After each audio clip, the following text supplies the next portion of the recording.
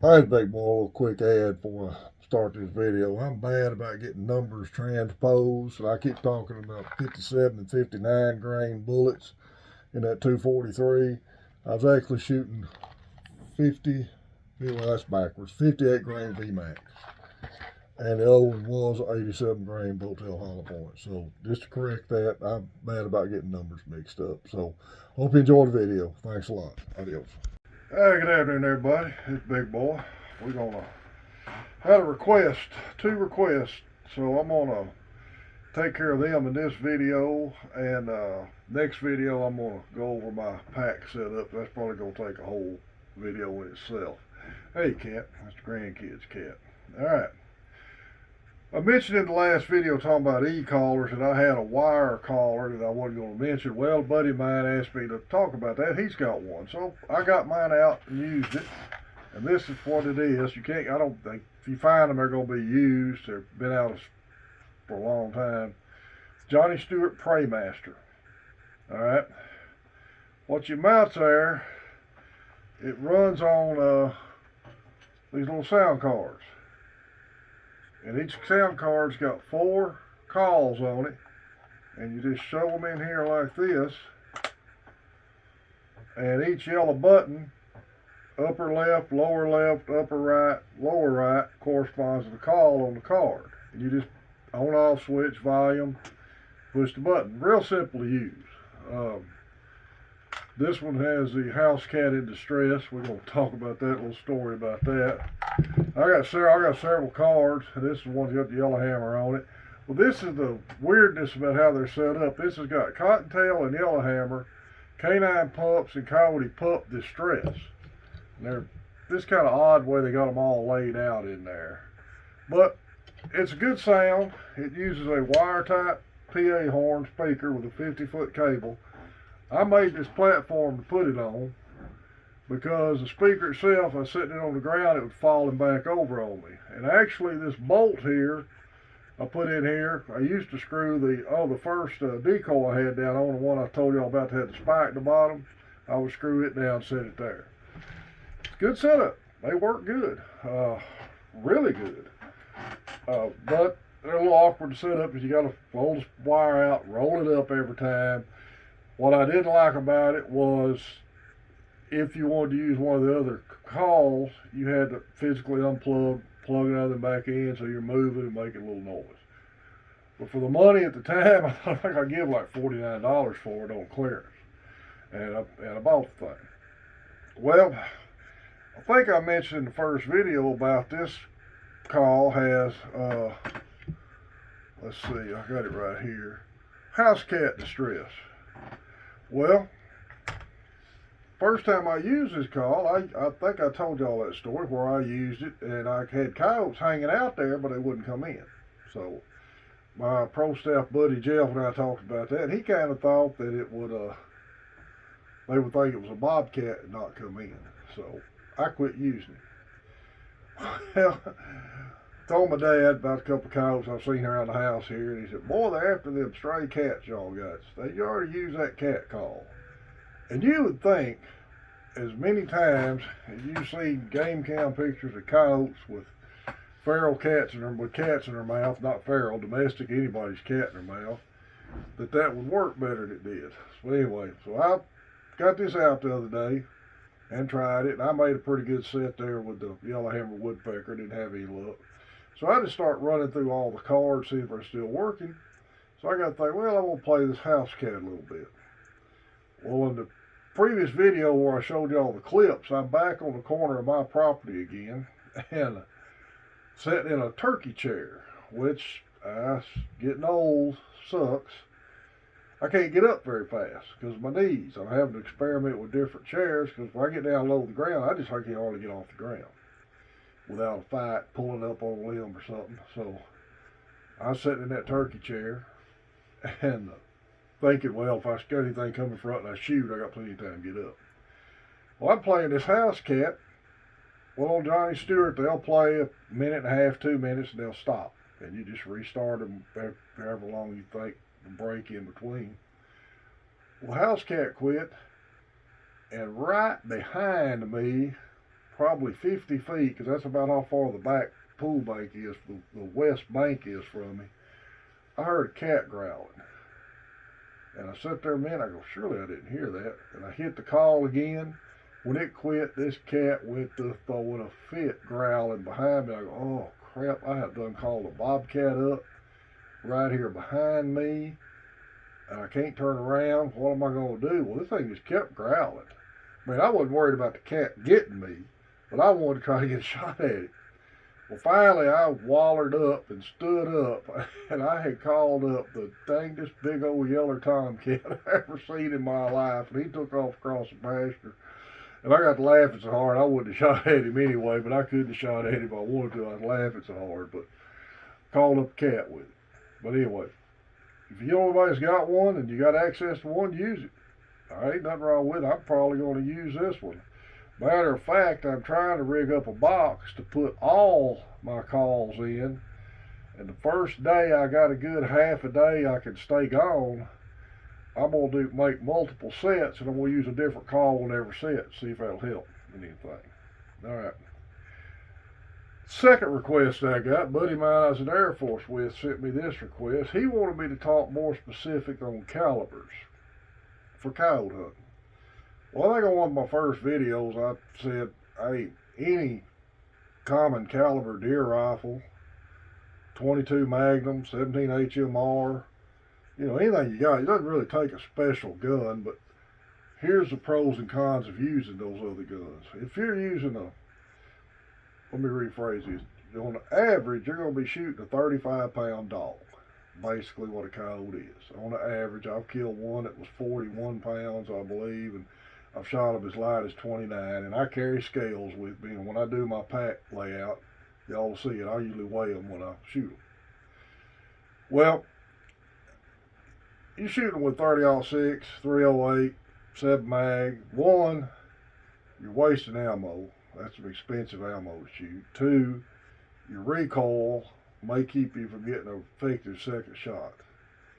And three, if you want to post pictures in Predator pages, you're going to end up with a gaping cavernous wound in a coyote that don't go good with social media these days. And I am not pandering to the anti-hunters, don't get me wrong, I ain't got no use for it, but my rule of thumb's always been this: I'm not afraid of fighting a fire, I just don't pour gas on a fire. And a buddy of mine, that pro staff hunter, said, big boy, when you shoot one of these things, try to turn it where you don't think it doesn't see guts hanging out or bugged out eyes or whatever.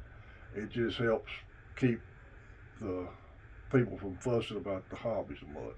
And I agree with that. So getting back to calibers, I'm going to show y'all, if I could call every coyote in the shotgun range, this is the only thing I would use. 3-inch Magnum, 12 gauge, number 4 buck. I've killed about to 50 yards with this. I use a Mossberg with a turkey choke, my pump, or this automatic, and I've got a consistent pattern out to 35 yards. There ain't nothing going to get through. All right. I said, if I could hit everyone to that range, you'd never see me with a rifle. The reason I like number 4 buck, I was reading about it. I'd shot double aught for years, and I've never had double aught, and I thought pattern right. I've lost deer shooting double aught bucks. I read a story wrote by a Navy SEAL in Vietnam, walking point, and he said his favorite round in shotgun to walk point with was number 4 buck. And in a regular short shell, there's like 23 pellets, I think, or 21. Number 4 buck pellets are 22 caliber. Same diameter as an AR-15 round, 223, 22 250, 220 Swift. It's the same size bullet. And you're putting 41 of them in the air at one shot. I mean, if you can get coyotes in the shotgun range, that is absolutely the best medicine for them, in my opinion. All right, now, having said that, it gets back to that earlier story I said about taking both guns. And as much as I hate to, I still do that, because I've had instances where I need the other one if I didn't have it. Now, I have got my Coyote battery down the corner for, hey, I'm Radio Cat. I've got my Coyote weaponry down to that shotgun, 223, AR-15, and 22-250. Now, before I get into those two calibers, I'm going to tell you what I started with. I started with a 243. Always had a weakness for Remington 700s.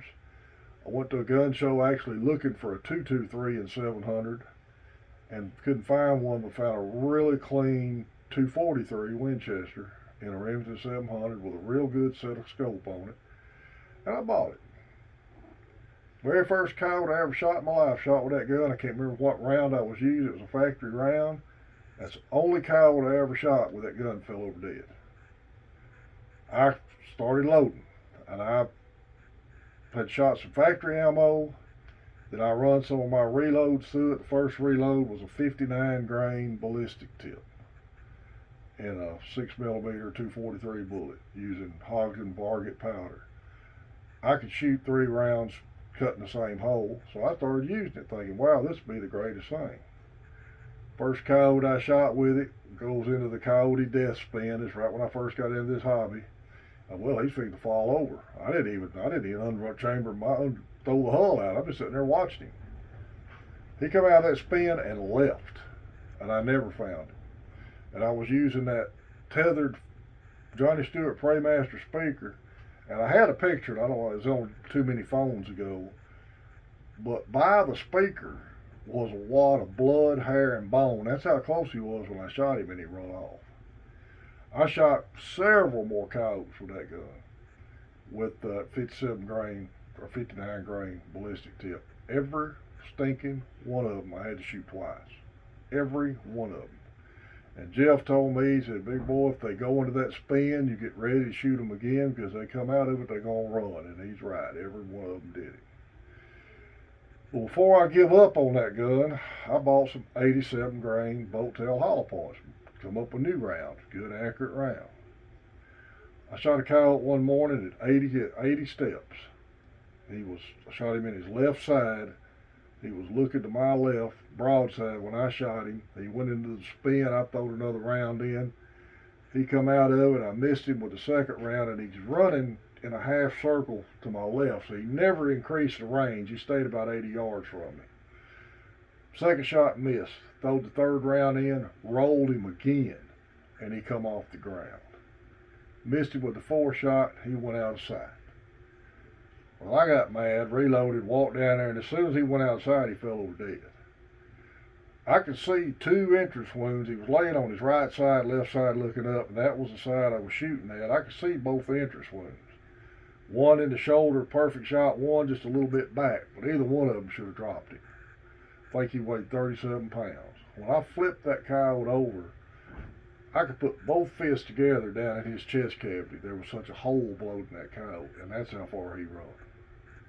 Second one, same gun, but with the 59, 57 grain bullet. I shot a coyote at about 75 steps looking at me, straight on looking at me, hit him right dead center in the chest. Flipped him, looked like 5 foot in the air. He hit the ground out, wasn't even twitching. I said, well, he's dead. I just lowered my gun, pulled the bolt back. Coyote jumped, jumped a 5-wire fence, run 20 more feet, and fell over dead. Shooting with that 243. Well, I started with an AR, and I'd had some accuracy issues with 1 in 9 twist barrels and 55 grain bullets, and before anybody hammers me, I know everybody says it will shoot them. Evidently mine won't. So I settled out with a 75 grain bolt tail hollow point and an AR-15 with a 16-inch barrel that I can effectively shoot from 25 yards to about 130 yards, point of aim, and fold them up with one shot. I've had one coyote I've shot with that gun I had to shoot twice. And it was cold. I was cold one morning. He was moving. I hit him a little too far back. I had to shoot him a second time. The rest of them just fell over. No massive exit wounds, instant kills. That's what I like. Well, buddy of mine passed. His wife gave me his reload and stuff. And Had two brand new boxes of Remington 22-250, and I didn't have a 22-250, so I never needed much excuse to buy a gun anyway. So I bought a Savage Axis 22-250. Shot several coyotes with the factory ammo, and it would drop them in their tracks, but it would fillet them in the process. So I got a 52 grain bolt tail hollow point I'm using in that gun, and really effective kills with just instant fall over, not massive exit wounds. That's my take. I like the AR platform for hunting, especially any of us that's ex-military that's used to that platform. When you're sitting there in the dark, it's real easy to feel of it, know the controls, safeties, mag release, and all of that. Bolt action guns I like, and my two favorite calibers are 22-250, 223, 12 gauge 3-inch Magnum number 4 buck. I also carry a sidearm just out of habit, and I'll show you why I carry what I carry. This is the rig I carry hunting on sidearm. Got a military flap holster. I carry a 1911. On this belt, I've got an extra bandage, a knife, and an extra mag. I'm not carrying that gun trying to look tactical or military cool or anything like that. When I started hunting, I prefer to carry a 357 revolver in an open top holster, but I hunt on blackland a lot, and I was coming back in the winter with guns covered in mud, and I don't like to get a revolver that dirty. That's why I carry a 1911 in that rig while I'm hunting. So, next video, I'm going to detail out all the other gear I carry. I'll lay out my pack, each thing in it, why I carry it, and why I've got it set up the way I do. Guys, take a kid hunting. I don't care if it's predator hunting, squirrel hunting, shooting turtles in a pool. Take a kid hunting and teach them some stuff about gun safety, because it's the only way. In today's environment with so much negative stuff about guns, we're going to have to pass the positives down ourselves. Y'all, I appreciate y'all listening to me. Anybody got any suggestions or requests, let me know. Hopefully I'll get some successful hunts on video here pretty quick. And next video, we're going to go through the rest of my gear. It's Big Boy. Adios.